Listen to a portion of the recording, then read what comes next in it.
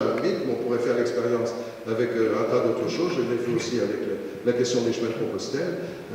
Ça nous introduit à des visions partagées beaucoup plus diverses, beaucoup plus variées que celles que nous pouvions avoir jusqu'à maintenant.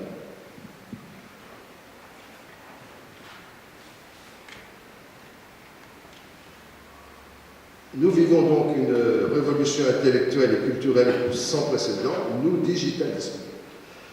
Un chercheur de chez Microsoft, Gordon Bell, s'est enregistré depuis 2001.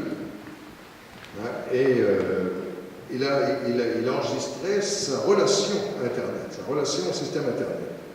Il s'est rendu compte que, donc nous sommes son analyse date de 2012, donc en l'espace de 11 ans, il avait visité 221 173 sites.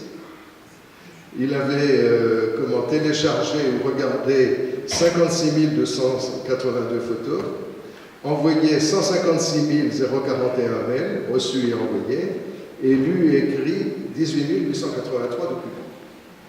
Donc vous voyez, là c'est un bouleversement total, un seul homme. Bon, il est chercheur chez Microsoft, il a peut-être un intérêt particulier, mais même si on divise par deux, ça reste tout à fait considérable.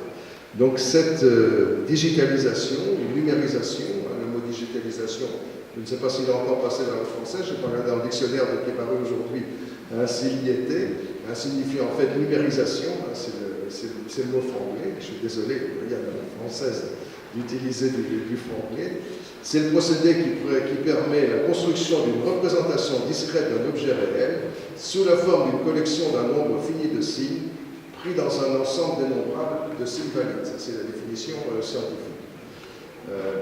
Alors, l'écrit est dépassé par quelque chose, on voit bien, qui est encore au-delà de ce que nous pouvons concevoir. Les langages digitaux, les machines intelligentes, produisent des intelligences artificielles vastes et variées.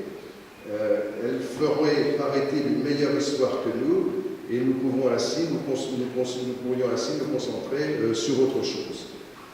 Nous sommes des hommes numériques, et nous vivons désormais à l'ère numérique, comme le CNAM des Pays de Loire, vit à l'ère numérique de l'information. Les deux collègues que j'ai dans la salle ne me démentiront pas, puisque depuis plus de 20 ans maintenant, nous expérimentons dans le CNAM une nouvelle relation au savoir.